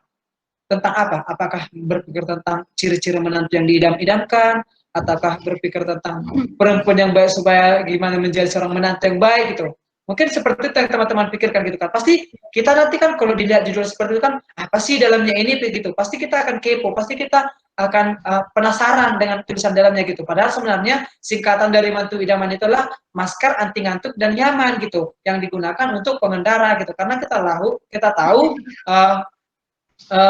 kita tahu sekarang supir-supir panjang itu atau supir-supir bus itu kan sering kecelakaan ya karena mereka ngantuk gitu. Misalnya mantu idaman itu atau maskernya itu dibuat dari ekstrak misalnya daun serai gitu yang punya apalah, yang punya apa ya dibilang yang berpotensi untuk membuat gak ngantuk lah gitu. Nah kemudian berupa pertanyaan atau pernyataan yang diajukan yang dicari jawabannya. Jadi teman-teman membuat di masalah itu memunculkan pertanyaan-pertanyaan gitu, memunculkan pernyataan-pernyataan. Lalu teman-teman juga bisa menuliskan hipotesis, tapi hipotesisnya dapat diuji kebenarannya gitu. Oke, next Kak. Nah, indikator masalah itu ketika kita membuat masalah itu pasti kita membuatnya itu harus penting dan menarik untuk dikaji dan dianalisis. Kemudian juga masih ada jangkauan penulis, ya kan? Artinya kita masih bisa menyelesaikannya dalam pengetahuan kita gitu. Atau dari segi ekonominya juga masih bisa dimanfaatkan gitu. Atau bisa dipasarkan lah kalau kalau misalnya ide inovasinya itu adalah ide inovasi yang bersifat nyata, bisa dipasarkan gitu. Artinya kalau udah jadi ide kita itu bisa dipasarkan, artinya mempunyai ekonomis yang tinggi lah gitu. Nah kemudian kan seluruh atau sebagiannya itu artinya ketika kita mempunyai indikator masalah itu jangan hanya sudah selesai permasalahannya kita tulis lagi itu gitu, tetapi memang betul-betul yang belum selesai gitu. Nah kemudian juga mengungkapkan atau membuat masalah dengan bahasa yang ringkas gitu, lalu harus menyangkut kepentingan umum bukan kepentingan utama seperti yang saya bilang tadi. Jangan kita membuat indikator masalah itu tetap menyelesaikan kepentingan kita pribadi gitu. Kita menulis dengan kemauan kita, dengan kepentingan kita gitu, tapi kepentingan umum gitu, kepentingan orang banyak gitu. Nah, kemudian next Kak, sedikit lagi nih. Nah, di sini masalah permasalahan. Nah, permasalahan itu kan artinya ada kesenjangan antara kenyataan dengan harapan gitu, atau dengan keinginan kita gitu. Jadi gimana caranya gitu. Nah, kesenjangan itu bisa diselesaikan dengan cara penelitian gitu, artinya dengan cara pembuktian gitu. Oke, next Kak. Oh, nggak nampak ya? Nah, tips memilih judul yang tepat itu. Nah, biasakan di sini saya baca aja cara memilih judul yang tepat itu usahakan singkat, padat, jelas, terus juga memancing perhatian orang untuk membaca, gitu kan. Kemudian juga mudah diingat dan juga bisa memunculkan hal-hal yang baru serta maksimal dia kalau bisa jangan sampai lebih dari 12 kata lah judulnya gitu. Itu sih yang biasa. Nah, kata kunci dari karya inovatif supaya karya kita itu tepat sasaran, next Kak. Nah, idenya itu nyentrik, evolutif, seksi, menggoda, dan menantang gitu. Kenapa saya buat seperti ini kata-kata kuncinya itu? Supaya teman-teman juga, seksi, nyentrik, evolutif, maksudnya apa sih gitu. Artinya, ketika kita membuat tulisan kita itu atau ide kita itu, cobalah hal-hal yang unik itu. Seksi artinya di sini bukan berarti dari segi body atau apa ya, maksudnya ya dari segi pokok permasalahannya gitu. Nah, evolutif maksudnya itu adalah tentang inovatifnya gitu. Nah, menggoda maksudnya dalam hal segi interestnya kepada orang gitu. Nah, menantang maksudnya tentang perkembangan zamannya gitu, atau lebih bersifat ke perkembangan zamannya gitu. Nah, kemudian ini juga sebelum dua slide terakhir, next Kak.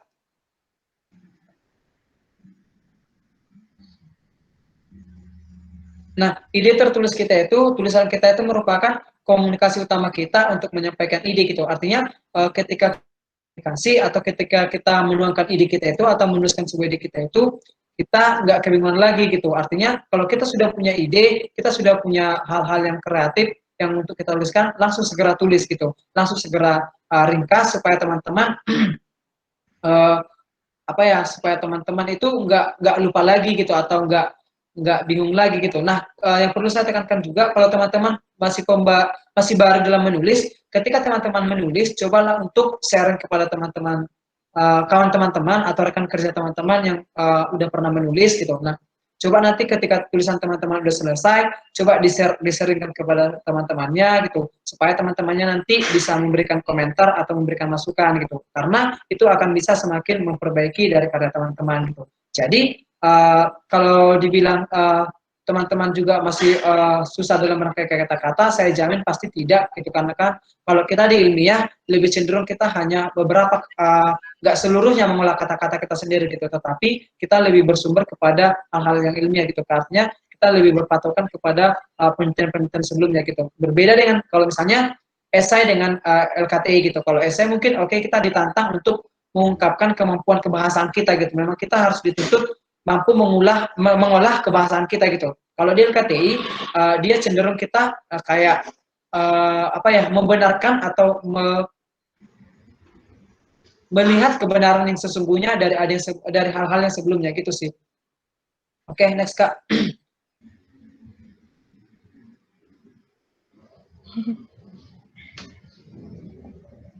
Nah, ini ada gambarnya bergerak ya. Nah, jadi teman-teman kira-kira melihat ini apa?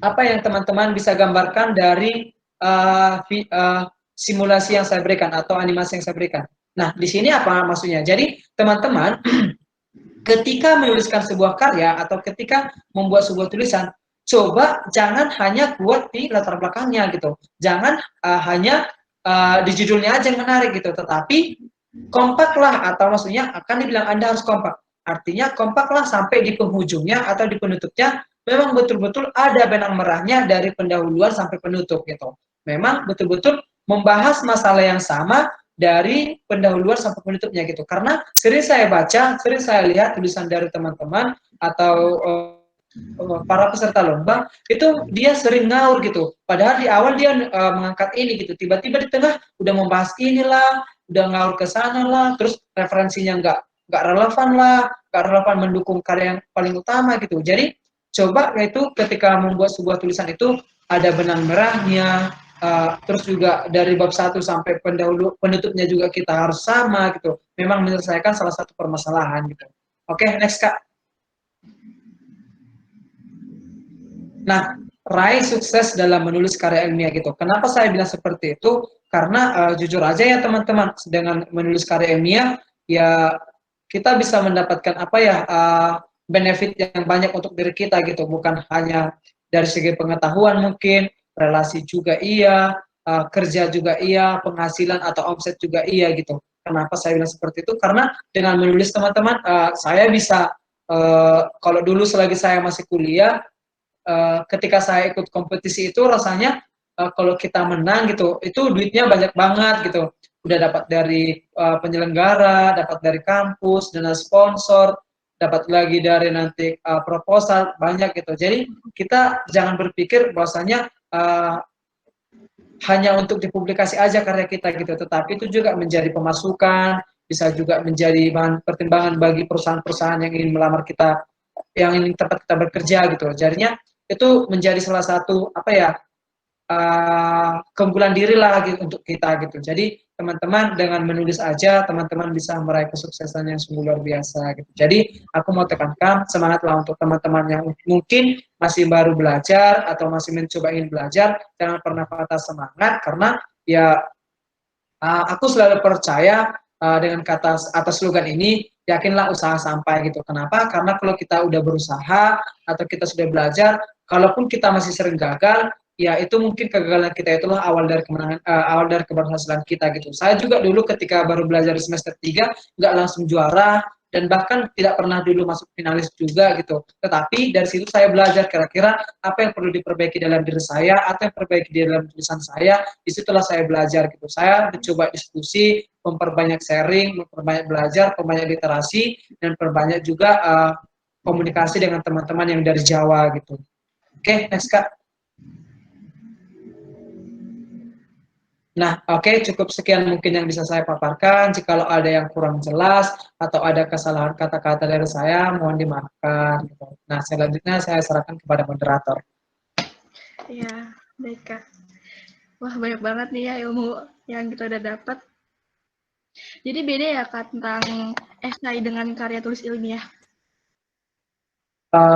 Sebenarnya nggak beda sih, cuma sama-sama karya tulis gitu. Cuman kalau di esai kan kita cenderung mengutarakan uh, penyelesaian masalah itu menurut versi kita gitu. Ya kita menyelesaikan masalah itu ya menurut kita itu bagus, ya itu yang kita tuliskan gitu. Kalau di karya tulis ilmiah nggak boleh, kita harus tetap berpatokan kepada fakta-fakta atau data-data yang mendukung gitu. Kalau di esai, ya misalnya kita melihat masalah, ya menurut saya ini bisa menyelesaikan itu loh gitu. Ya udah kita tulis tentang itu gitu. Kalau di LKTI nggak bisa gitu. Memang harus ilmiah gitu. Jadi kalau misalkan nih kita nulis secara ilmiah, itu cara menarik dan dilirik oleh orang lain itu kayak gimana Kak? Oh kalau itu misalnya seperti ini. Kalau step-stepnya sih aku seperti ini. Kalau saya dulu pernah membuat tulisan tentang sesuatu lah gitu. Jadi saya menang dalam kompetisi gitu. Lalu media meliput. Nah ada beberapa stasiun TV yang meliput karena kebetulan di posting di website kampus sama di Instagramnya kampus. Jadi ada beberapa media yang melihat gitu. Jadi media datang meliput ke kampus gitu. Jadi yang media ini yang mempublikasi, terus yang orang-orang yang melihat media ini sebenarnya dari ke relasi sih sebenarnya gitu. Jadi yang media ini ngesernya di website mereka dan membuat di koran, di TV gitu. Jadi banyak instansi-instansi seperti LIPI atau banyaklah di bidang penelitian juga datang untuk mempublikasi gitu. Nah, dipublikasi berupa artikel gitu atau juga apa sih namanya jurnal yang terpercaya gitu. Bahkan kita sekarang juga tulisan kita yang tahun 2018 mau dirilis di Scopus gitu, cuman masih OTW. Itu sih sebenarnya kalau untuk publikasi sih sebenarnya dari relasi. Oh gitu. Oke, kita akan membuka sesi tanya jawab ya Kak. Oke, boleh. Oke. Baik, dipersilakan untuk teman-teman semua jika ada pertanyaan, silakan untuk mengetiknya di bagian kolom chat, atau bisa juga berbicara langsung dan me-unmute suaranya serta membuka kameranya ya. Baik, ada yang ingin bertanya?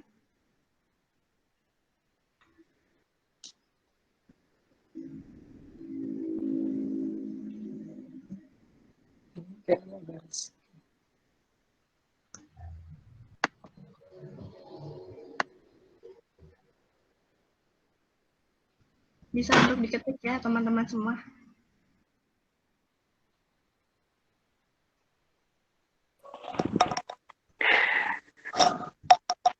Assalamualaikum. Waalaikumsalam, Aulia.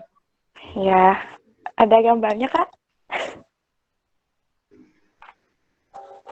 Gambarnya kok mati ya?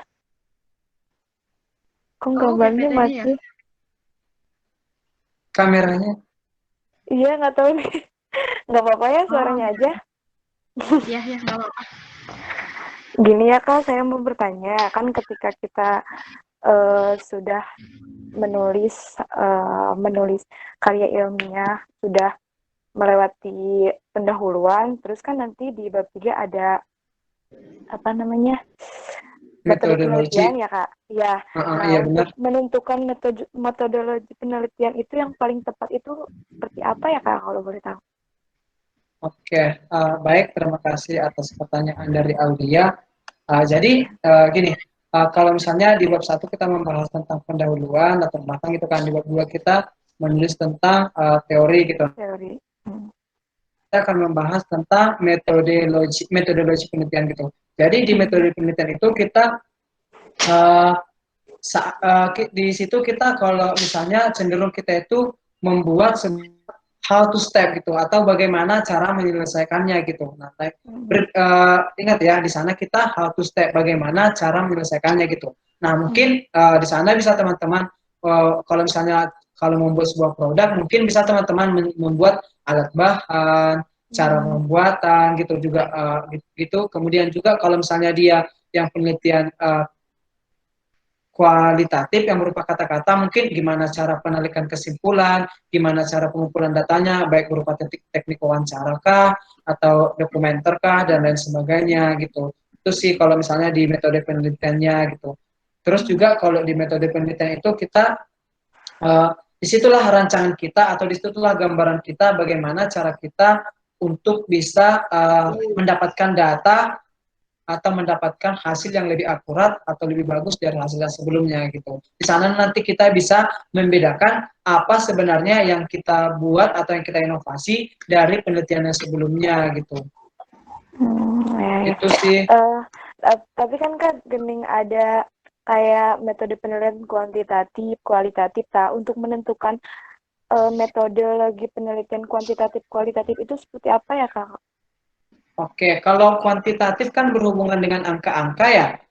Iya. Nah, kalau dia yang kualitatif, biasanya kita itu penelitiannya ya yang langsung terjun ke lapangan gitu. Kalau yang ke angka-angka atau yang kuantitatif gitu, itu memang berupa penelitian yang kita langsung terjun ke lapangan gitu. Kalau yang kualitatif itu kita yang hanya studi literatur gitu, studi literatur atau kita hanya lebih mengkaji atau lebih menuliskan inovasi kita itu hanya berupa studi pustaka gitu, memang nggak kita kerjakan gitu. Kita hanya menawarkan ide-ide aja gitu.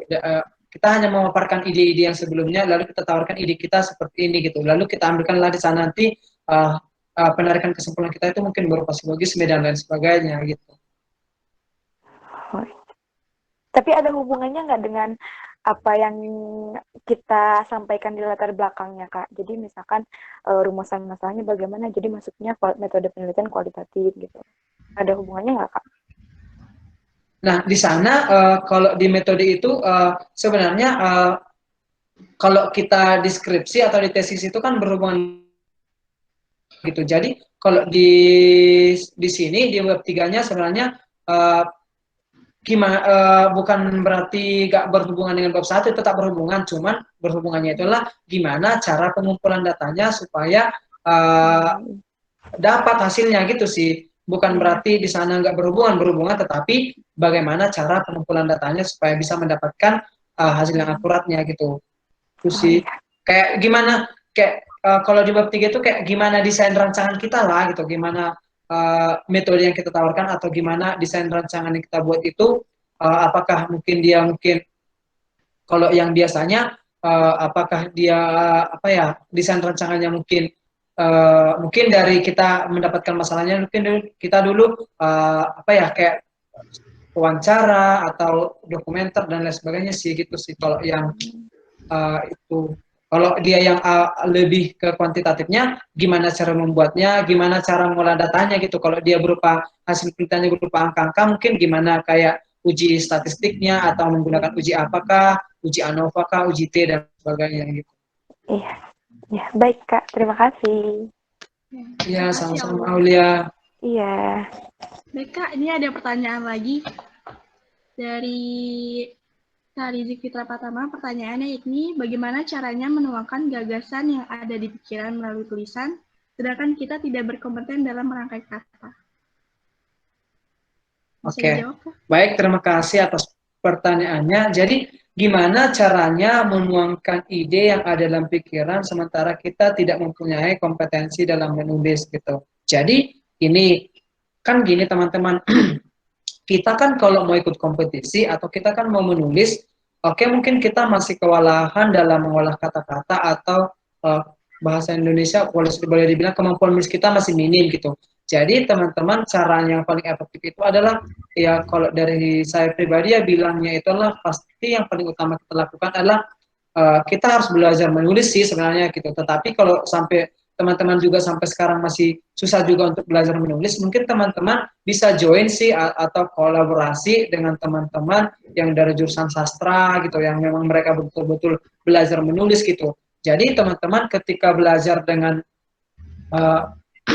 kolaborasi dengan dari teman-teman yang sastra, mungkin teman-teman nanti bisa dari teman-teman idenya gitu, tapi yang menuliskannya untuk mengolahnya jadi kata-kata mungkin dari teman-teman sastra gitu. Sama seperti saya juga dulu gitu. Saya juga dulu ketika kuliah atau ketika ikut lomba itu bukan saya juga kan masih belajar tuh menjadi seorang penulis, karena saya juga dulu paling sering itu memunculkan ide gitu, bukan yang expert dalam menulisnya gitu, tetapi lebih cenderung memunculkan ide atau memberikan ide kepada teman-teman. Lalu saya masih punya kendala dalam menulis gitu, gimana caranya gitu. Jadi saya ajak kolaborasi dengan teman-teman yang dari sastra gitu. Jadi idenya dari saya gitu, yang menuliskannya atau menuangkannya apa yang saya jelaskan kepada mereka, mereka yang menuangkan gitu. Kita sama-sama belajar gitu. Nah, dari sana kami sama-sama belajar, jadinya ya dari hal-hal yang sering kita lakukan bersama atau hal-hal yang kita kerjakan bersama, dari situlah jadinya kemampuan atau skill menulis kita itu meningkat gitu. Tetapi untuk jauh ke sana, teman-teman bisa mungkin udah punya ide nih, coba idenya itu mungkin ditulis aja tuh ide-idenya tentang apa atau gagasannya itu tentang apa-apa, nanti baru dipaparkan gitu. Tetapi kalau memang hanya ide, kalau sama mungkin pertanyaan dia sama yang saya rasakan gitu. Saya juga hanya mungkin dulu bisanya dalam memunculkan ide gitu. Menulis juga saya masih kewalahan gitu. Sampai 8 bulan saya belajar menulis, 8 bulan saya belajar menulis.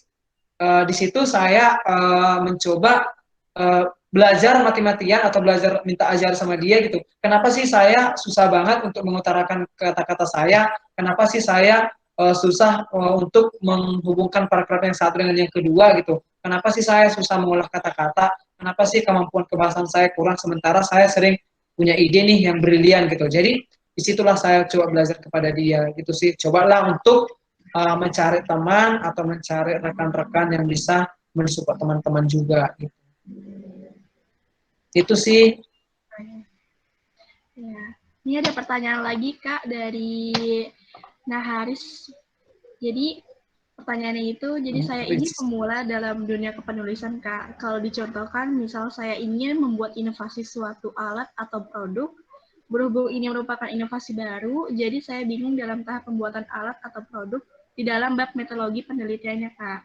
Saya bingung sebenarnya tahapan dengan menambahkan ini itu benar apa salah, harus ditambahkan bahan pendukung apa, cara ini benar apa salah, dan apakah metode penelitian yang saya gunakan itu sesuai apa tidak. Kira-kira harus gimana ya Kak? Mungkin seperti yang tadi ya Kak. Oke, boleh langsung dijawab? Ya, boleh Kak. Oke, baik, terima kasih atas pertanyaannya. Pertanyaannya luar biasa banget gitu. Jadi gini, mungkin siapa tadi namanya Mbak? Naharis. Naharis ya, Naharis. Nah, untuk Naharis, kalau pasti kan aku percaya mungkin ide inovasi kamu itulah inovasi yang baru gitu, yang baru banget. Tetapi pasti ada kan yang mempunyai kemiripan dengan ide inovasi kamu gitu. Pasti kamu bisa belajar dari sana sih gitu. Kamu bisa melihat dari sana sih kira-kira gimana cara penyelesaian dia gitu. Tapi seperti yang saya bilang, pasti kan kamu kalau punya ide inovasi, kamu tahu kan fungsi inovasi kamu itu apa, tahu kan kemana kebermanfaatannya gitu. Nah, terus di situ kamu katakan kalau kamu bingung apakah gimana cara menyelesaikannya itu, apakah ada yang perlu ditambah atau yang dikurangi gitu. Nah, coba lihat di penelitian sebelumnya atau di tulisan yang sebelumnya yang mirip mungkin dengan tulisan kamu, walaupun memang tulisan kamu yang baru, pasti ada yang mirip dengan hal itu. Kira-kira bahan-bahan atau alat-alat apa saja yang kira-kira diperlukan gitu. Nah, kemudian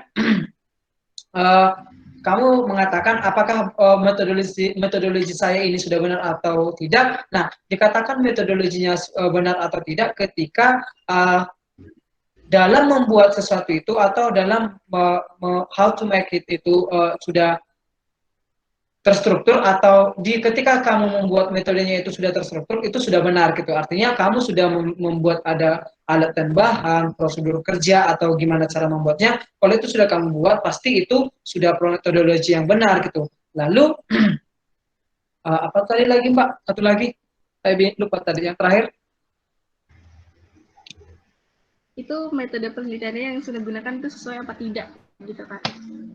Oh, nah jadi kalau misalnya metode penelitian yang kamu gunakan itu sudah mencakup ada alat bahan, ada prosedur kerja atau gimana cara membuatnya atau gimana desain rancangan penelitian kamu, kalau misalnya kamu mendesainnya dalam bentuk aplikasi atau alat, kalau sudah mencakup itu sudah benar gitu. Itu sih. Jadi kalau misalnya si Hafiz mengatakan tidak ada referensi sebelumnya, pasti ya kita punya ide itu memang ada memang tidak sama, tetapi pasti ada kemiripannya gitu. Cobalah belajar dari sana. Itu sih. Terima kasih. Ya, ada pertanyaan lagi nih Kak dari Miranda Maria. Pertanyaannya, Kak gimana sih trik dan tips untuk pemula yang mau belajar tentang esai? Nah, oke. Kebetulan aku lumayan expert ya di esai, artinya setelah aku belajar 8 bulan gimana cara menggunakan bahasa baik dan benar gitu. Jadi aku sekarang itu lebih sering berkecimpung di esai. Kenapa? Karena di esai itu kita lebih gampang gitu, lebih sedikit dia gitu kan. Jadi gimana sih tips dan triknya untuk pemula yang menulis esai? Jadi kalau untuk tips dan triknya menulis dalam esai itu nah, kalau yang pertama, coba kamu ketika menulis esai itu adalah menulis kalau kompetisi nih, coba menulis esainya itu adalah esai yang apa ya dibilang ya? Kalau dibilang esainya pertama, hal yang pertama kamu lakukan tuh kamu mencoba, kan kalau di esai itu cuma 3 bagian, pendahuluan, isi dan penutup gitu. Coba kamu menuliskannya itu dengan bahasa yang menurut versi kamu orang gampang membaca tetapi tidak meninggalkan kebahasaan. Artinya menurut kamu ketika kamu mengetikkan atau ketika kamu menuliskan tulisan kamu itu, menurut kamu tulisan kamu itu semua orang pasti gampang untuk membacanya gitu. Tetapi harus tetap menggunakan bahasa baku ya gitu. Walaupun tulisan esai itu lebih cenderung ke pendapat gitu. Nah, jadi hal yang pertama yang kamu kembangkan dari diri kamu adalah kamu harus mempunyai kosakata yang banyak gitu. Jadi untuk hal pemula dalam menulis esai itu kamu harus mempunyai kosakata yang banyak dan kamu juga harus pandai menggunakan diksi. Artinya kamu harus pandai memilih kata gitu, memilih kata mana kata-kata yang lebih membuat orang untuk jengkel atau lebih apa ya, lebih kayak tergoda untuk melihat tulisan kamu gitu.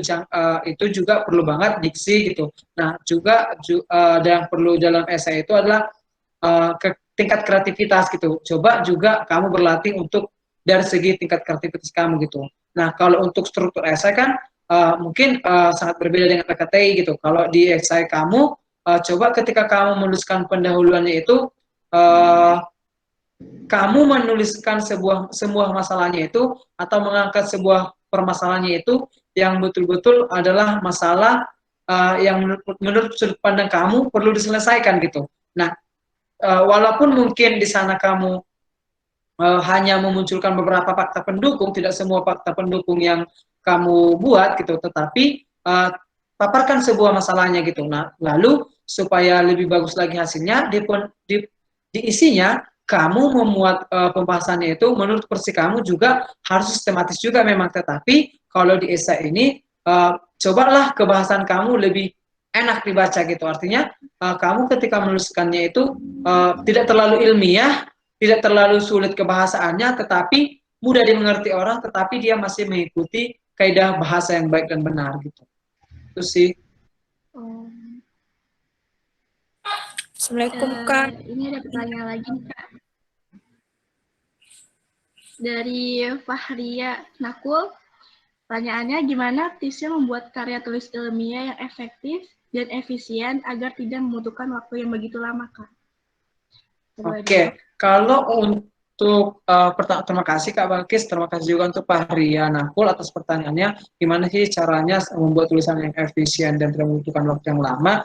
Nah, kalau berbicara tentang hal itu, cobalah ketika menulis karya tulis itu yang penelitiannya atau yang tulisannya itu adalah tulisan yang cepat diselesaikan gitu. Jangan yang membutuhkan misalnya waktu yang lama baik untuk di laboratorium atau untuk mendapatkan hasil yang lebih akurat, itu harus mungkin beberapa uji kualitas gitu. Jadi coba membuat tulisannya itu adalah tulisan yang cepat untuk diselesaikan gitu. Misalnya mungkin kamu bisa lebih kayak tulisannya misalnya masalah literasi anak Indonesia, itu kan pasti kamu bisa cepat dapat tuh jawabannya gitu. Pasti ketika kamu juga melakukan penelitian itu, kamu bisa cepat dapat datanya gitu. Artinya kamu cuma cukup buat kuesioner yang online, kamu bisa share, kamu pasti bisa dapat respondennya gitu. Nah itu paling mungkin kamu bisa selesaikan 1 minggu atau kurang lebih 10 hari udah dapat, atau udah bisa diselesaikan gitu. Jadi nah itu kan efisien juga, nggak terlalu lama juga gitu. Kalau mungkin kita harus terjun ke lab kan pasti membutuhkan waktu yang lama untuk uji laboratoriumnya atau membuat alatnya dulu gitu. Kalau kita membuat sebuah tulisan yang berbau dengan alat atau berbau dengan laboratorium pasti kan lama gitu. Jadi supaya cepat dan efisien, gimana cara membuat karya tulisnya? Coba yang karya tulisnya itu lebih cenderung ke studi literatur atau bahkan penelitiannya yang membutuhkan hanya dengan kuesioner online aja bisa dapatkan hasil gitu sih. Atau mungkin bermodalkan wawancara atau observasi juga bisa dapat hasilnya gitu. Jadi dengan kuesioner gitu ya, Kak? Iya, benar. Ya, jadi ada pertanyaan lagi nih, Kak, dari Ahmad. Bagaimana cara mengenal karakteristik karya ilmiah dan bagaimana cara membedakan bahasa karya ilmiah dengan bahasa karya non-ilmiah? Oke, terima kasih untuk Ahmad atas pertanyaannya. Gimana cara mengenal karakteristik dari karya ilmiah? Nah, udah jelas banget ya kalau karya ilmiah itu ya pasti terdiri dari 5 bab gitu, terdiri dari lima bab dan juga harus sistematis gitu. Jadi kalau dia nggak sistematis ya pasti dia non ilmiah gitu, seperti cerpen, puisi, esai dan lain sebagainya gitu, atau itu artikel gitu. Jadi udah nampak, udah bisa banget diketahui gitu. Atau bisa juga dilihat di sana tulisannya itu memuat data-data yang kuat nggak gitu, pasti itu udah bisa dibedakan banget gitu. Nah kemudian apa yang kedua tadi apa, perbedaan bahasa. Iya, bahasa karya ilmiah dan non-ilmiah, Kak. Nah, gitu. Kalau perbedaan bahasa di karya ilmiah dan non ilmiah, seperti yang saya bilang tadi, kalau misalnya di cerpen, atau di prosa, puisi atau di esai kan kita lebih cenderung mengutarakan perasaan gitu. Artinya kita menulis hasil dari buah pikiran kita. Oke, memang itu sama-sama buah pikiran gitu, tetapi di sana kita cenderung lebih menggunakan kata-kata kita gitu, atau cenderung menggunakan apa ya, kita lebih cenderung membawa ke kehidupan kita gitu, membawa ke perasaan atau apa yang kita alami gitu. Kalau di LKTI kan itu bahasanya memang ilmiah banget ya gitu, atau tulisannya itu memang betul-betul ilmiah gitu, dan data-datanya juga memang ilmiah gitu. Kalau di esai atau di tulisan yang lainnya yang prosa atau dan lain sebagainya itu lebih cenderung ke bahasanya, ke bahasa perasaan gitu. Oh, iya. Untuk pertanyaan terakhir ya, Kak. Oke, silakan. Ya. Jadi, dalam menulis karya ilmiah di masa pandemik ini, bagaimana solusi untuk bab pembahasan yang harus membahas pengujian dalam skala bab? Oke, nah terima kasih atas pertanyaannya. Nah, sama seperti yang saya bilang tadi gitu. Jadi kan kalau di pandemi ini kan kita nggak bisa keluar, kita nggak bisa ke sekolah, kita ke kampus, kita nggak bisa ke laboratorium gitu. Jadi gimana sih caranya Kak supaya bisa tetap menulis atau bisa mendapatkan hasil gitu? Sama seperti yang saya bilang, cobalah untuk membuat tulisan ya mungkin dengan di depan laptop atau dengan nge-share link kuesioner kamu bisa mendapatkan hasilnya gitu. Atau cobalah membuat tulisan tentang desain aplikasi gitu, misalnya sebuah platform atau sebuah aplikasi pendidikan atau sebuah desain pemasaran atau marketing gitu, atau mungkin kamu bisa jadinya analisis, mungkin analisis apa ya, kayak analisis literasi siswa atau analisis ya yang berbaut-baut penelitian yang nggak perlu mendapatkan hasil ilmiah lebih akurat lah, seperti angka gitu, seperti angka dalam laboratorium gitu, beda persenan gitu. Kalau di kuesioner masih bisa olah sendiri gitu, masih gimana ya, masih gampang mendapatkan datanya gitu. Memang betul-betul menurut pandangan orang masih berbeda-beda gitu. Kalau misalnya di laboratorium kan memang datanya lebih akurat gitu, tapi kalau di studi literatur atau tulisan tentang kuesioner kan gampang, cepat dapat hasilnya gitu, dan responden kita juga cepat gitu. Mungkin penelitian yang seperti itu sih bisa ditulis sekarang gitu. Jangan dulu yang untuk menggunakan metode laboratorium gitu atau studi lapangan. Baik. Untuk pertanyaan-pertanyaan yang lain bisa untuk chat kakaknya ya kak ya. Karena Oh iya